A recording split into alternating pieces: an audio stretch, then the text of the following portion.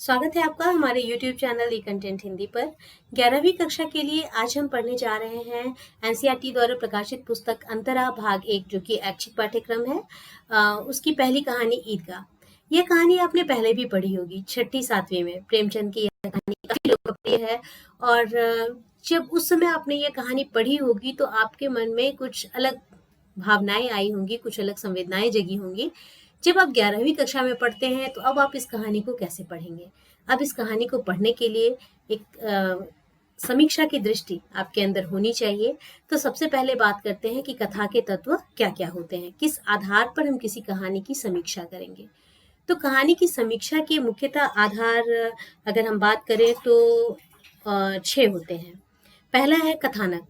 कथानक जैसे कि उसका आरंभ, अंत, आरोह, अवरोह, ये चरम स्थिति कौन सी है कहानी की। इसके बाद है चरित्र चित्रण। इसे वर्णन के द्वारा, संकेत के द्वारा, वार्तालाप के द्वारा या फिर घटनाओं के द्वारा कैसे उसका चरित्र चित्रण किया गया है। इसके अंतर्गत जिन बातों का हम ध्यान रखते हैं किसी चरित्र चित्रण में वो है वास्तविकता, संक्षिप्तता, स्वाभाविकता, आंशिकता। ये सारी चीज़ों की इन सारी चीज़ों का हम वहाँ पे ध्यान रखते हैं। तीसरा बिंदु है कथोपकथन या फिर इसको हम संवाद भी कह सकते हैं। चौथा बिंदु है देश, काल तथा वातावरण। पांचवा बिंदु है शैली, जिसमें हम भाषा की बात करते हैं या फिर शैली के अंतर्गत हम अन्य आत्मचरित प्रणाली की बात करते हैं या फिर किस तरह की शैली में यह लिखा गया है। जैसे कुछ डायरी शैली में होता है, कुछ यात्रा वृत्तांत शैली में होता है, तो ये किस शैली में लिखा गया है इसकी बात हम वहाँ पे करते हैं। इसके बाद है उद्देश्य। अब इस पाठ का कुल मिलाकर जब आपने पढ़ा तो इसका उद्देश्य क्या था, तो ये जानना भी महत्वपूर्ण होता है। तो इन 6 बिंदुओं पर रखकर हम किसी कहानी को देखते हैं। तो चलिए आज इन्हीं बिंदुओं पर हम बात करते हैं कहानी ईदगाह की। भारतीय ग्रामीण जीवन और जनमानस की विभिन्न स्थितियों के अप्रतिम चितेरे मुंशी प्रेमचंद विश्वविख्यात साहित्यकारों की पंक्ति में आते हैं। इनकी कहानियां प्रायः पूरी दुनिया की पाठकीय चेतना का हिस्सा बन चुकी हैं। ये कहानियां भारतीय समाज और उनके स्वभाव के जिन विभिन्न मसलों को उठाती हैं, आजादी के बावजूद ये आज और भी विकराल हो उठे हैं। वस्तुतः प्रेमचंद ने हमारे साहित्य में जिस नए युग का सूत्रपात किया था, साहित्य को वे जिस तरह से जीवन के निकट अथवा जीवन को साहित्य के केंद्र में लेकर आए थे, वह हमारे लिए आज भी सर्वाधिक प्रासंगिक है। कई बार लगता है कि इतनी पुरानी कहानियां हैं, इसको आज पढ़ने का क्या फायदा है। लेकिन आप पढ़कर देखिए, इतने समय के बाद भी, इतने समय बीतने के बावजूद भी स्थितियां बहुत ज्यादा नहीं बदली हैं। यह हमारे लिए एक विचारणीय प्रश्न है कि आखिर क्यों इतनी पुरानी कहानियां आज भी प्रासंगिक हैं। हमें इस स्थिति को बदलने का प्रयास करना चाहिए। हिंदी कहानी में मनोसामाजिक आकलन का आरंभ प्रेमचंद की कहानियों से हुआ है। उनकी कहानियां समाज सापेक्ष व्यक्ति की कहानियां हैं। इन कहानियों में मनोसामाजिक दृष्टि की इतनी व्यापकता है कि इसकी सीमा में समस्त मानव व्यवहार, उसकी समस्त समस्याएं, निदान, भाव स्वीकृति तथा जीवन के समस्त आनंद, अंतर्द्वंद और इसके अंदर रस समाविष्ट मिलते हैं। प्रेमचंद मनोविश्लेषण शास्त्री नहीं है, फिर भी बच्चों से लेकर वृद्धों तक के मनोविज्ञान के निरूपण में उन्होंने अपनी पकड़ एवं क्षमता प्रदर्शित की है। आपने ईदगाह में हामिद का चरित्र तो देखा ही होगा। आप कभी न कभी बूढ़ी काकी यह कहानी भी उनकी पढ़िए और फिर वहां पर आप देखिए कि किस तरह से एक वृद्ध की मनोस्थिति का उन्होंने वहां पर चित्रण किया है। इसका श्रेष्ठ उदाहरण इनकी कहानी ईदगाह है। विषय वस्तु के आधार पर ईदगाह को भाव प्रधान, विषय के आधार पर सामाजिक कहानी, रचना लक्ष्य के आधार पर आदर्शोन्मुख तथा स्वरूप विकास के आधार पर प्रयोगकालीन कहा जा सकता है।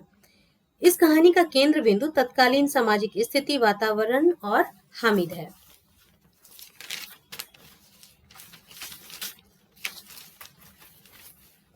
हामिद के माता पिता गुजर चुके हैं। वह अपनी बूढ़ी दादी अमीना के साथ रहता है। ईद का त्योहार है, सभी उत्साह से भरे हैं, लेकिन अमीना के पास न सेवैया है, न दूध, न पैसे। लेकिन बच्चे को क्या फिक्र। सबके साथ हामिद भी ईदगाह जाने की तैयारी करता है।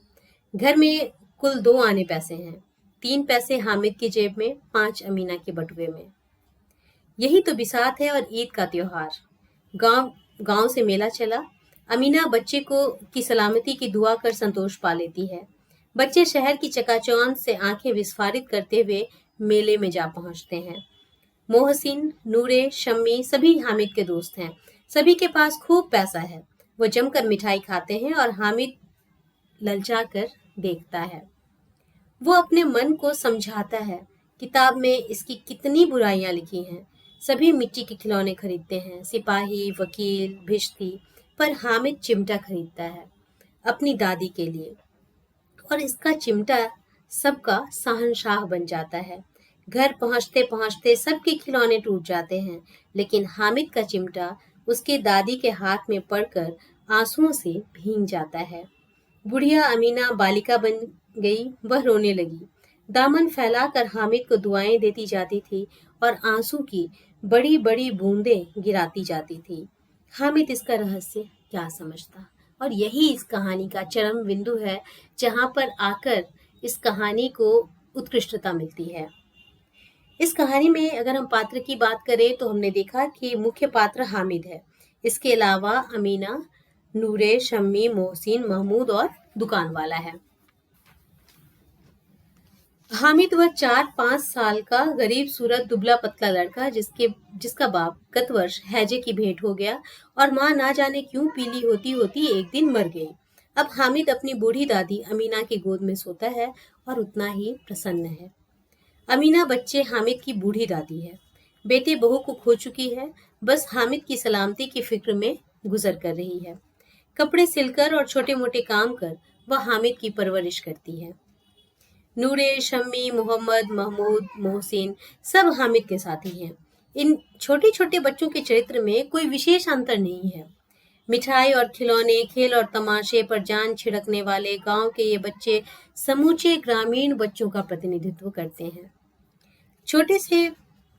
अपने छोटे से कलेवर में दुकान वाला भी अपनी जगह बना जाता है। जब वह मोल तोल करता है या फिर हामिद से बात करता है, आप देखेंगे कि दुकानदार ने उसकी ओर देखा और कोई आदमी साथ ना देख कर कहा, यह तुम्हारे काम का नहीं है जी। बिकाऊ है कि नहीं? बिकाऊ क्यों नहीं है? और यहाँ क्यों लाद लाए हैं? लेकिन दुकानदार ने घुड़कियां नहीं दी, बुलाकर चिमटा दे दिया। मोल भाव करना सब दुकानदार की अपनी चारित्रिक विशेषता रही। प्रेमचंद ने इन सभी पात्रों के आंतरिक जीवन में झांक कर देखा है। किसी पात्र में कोई गुण या अवगुण थोपा प्रतीत नहीं होता, सब सहज। इसी सहजता के कारण एक विदेशी ने कहा कि गोदान पढ़ने के बाद मुझे हर किताब में होड़ी नजर आता है। वातावरण की अगर हम बात करें तो इस कहानी का वातावरण कहानी को सजीव बना देता है। कहानी ईद के दिन की है।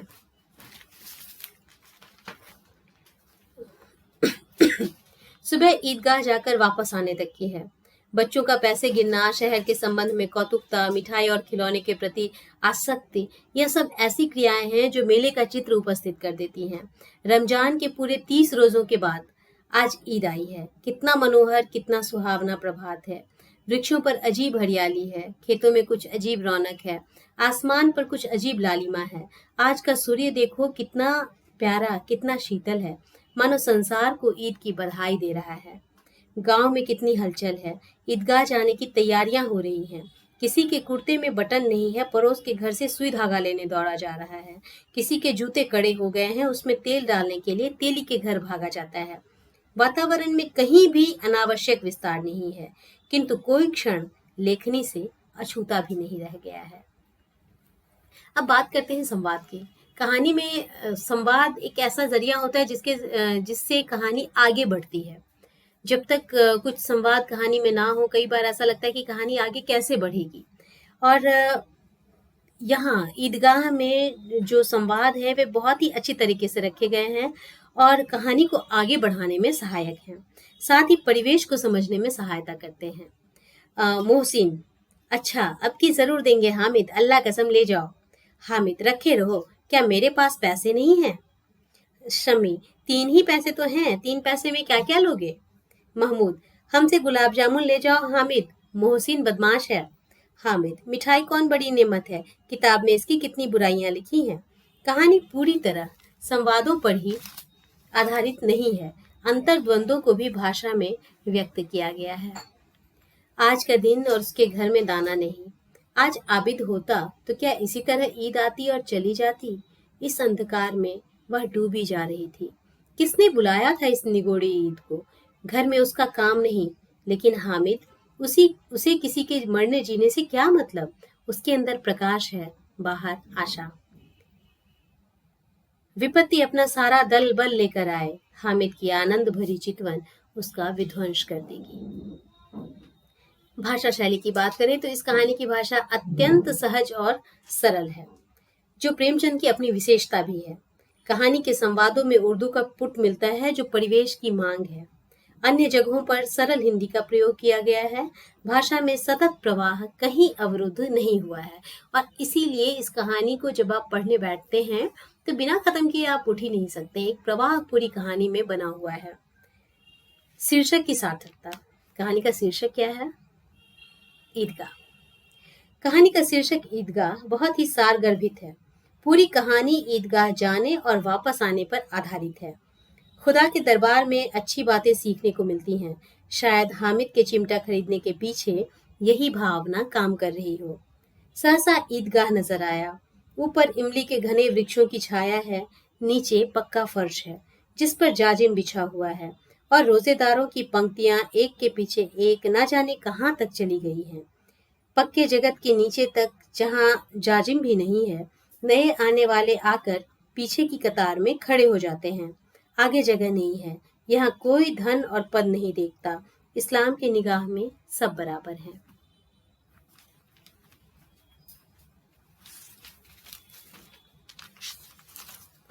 सच्चा ईदगाह व्यक्ति के दिल में होता है और अल्लाह प्रेम में बसता है। बच्चे हामिद और बूढ़ी अमीना के इस दास्तान को ईदगाह के सिवा क्या कहा जा सकता था? उद्देश्य। इस कहानी का उद्देश्य तत्कालीन सामाजिक स्थिति का परिचय देते हुए मनोवृत्ति का चित्रण करना है। माँ न जाने क्यों पीली होती होती एक दिन मर गई। किसी को पता नहीं चला क्या बीमारी है। कहती भी तो कौन सुनने वाला था। बाप हैजे की भेंट चढ़ गया। इन दोनों उदाहरणों को अगर हम देखते हैं तो यहाँ चिकित्सकीय अभाव स्पष्ट रूप से दिखाई पड़ता है। वह क्या जाने कि अब्बा जान क्यों बदहवास चौधरी कायम अली के घर दौड़े जा रहे हैं। उन्हें क्या खबर कि चौधरी आज आंखें बदल ले तो वह सारी ईद मुहर्रम हो जाएगी। यह तत्कालीन जमींदारी प्रथा की गाथा है। इसी तरह शहर और गांव के जीवन के बीच की खाई को भी दर्शाया गया है। इन सबके साथ सामाजिक विश्लेषण करते हुए व्यक्तिगत मनोविश्लेषण के लिए पात्रों का चयन एवं विस्तार किया गया है। प्रेम, सहिष्णुता, त्याग आदि भावनाओं को स्थापित किया गया है। यह कहानी शुरू से अंत तक कहीं उबाऊ प्रतीत नहीं होती। कहानी का प्रारंभ मनोरम पावन है, मध्य में विपन्नता में संपन्नता को दर्शाया गया है, और अंत में त्याग, करुणा, ममता के दार्शनिकता का चित्रण है। कहानी हर पाठक वर्ग को अंत तक बांधे रखने में सक्षम है। एडलर पो ने कहानी की परिभाषा देते हुए कहा था कि एक कहानी वो है जो एक बैठक में पढ़ी जा सके। इस दृष्टि से यह कहानी सर्वथा उपयुक्त है। इस कहानी की विषय वस्तु, पात्र, वातावरण, संवाद, भाषा शैली, कहानी के तत्वों ने कहानी के साथ पूरा न्याय किया है। सभी संतुलित हैं। यह कहानी दोहराने को बाध्य करती है। उपेंद्र नाथ अश्क ने कहानी के मूल्य के विषय में लिखा है, जो कहानी पाठक को याद रहती है या हंट करती है अथवा पुनः पढ़ने के लिए उकसाती है और दोबारा पढ़ने पर नया रस देती है, वह मूल्यवान है। इस दृष्टि से भी यह कहानी मूल्यवान कही जा सकती है। तो इस तरह हम कह सकते हैं कि ईदगाह एक रोचक, उद्देश्यपूर्ण, सार्थक, महत्वपूर्ण और सफल कहानी है। आशा है आपने कहानी के इस समीक्षा को पढ़ा होगा, समझा होगा। साथ ही साथ आप अन्य कहानियों को पढ़ने के और उसके बारे में चिंतन करने के तरीके को भी समझ चुके होंगे। तो आशा है इसके बाद जब आप ईदगाह का पुनर्पाठ करेंगे, दोबारा पढ़ेंगे, तो वह कहानी आपके सामने और भी कई चीज़ों को आपके सामने रखेगी। एक नई दृष्टि आपके अंदर उस कहानी को देखने की विकसित होगी। अगले इसके अगले वीडियो में हम इसके प्रश्नोत्तर पर भी चर्चा करेंगे। धन्यवाद।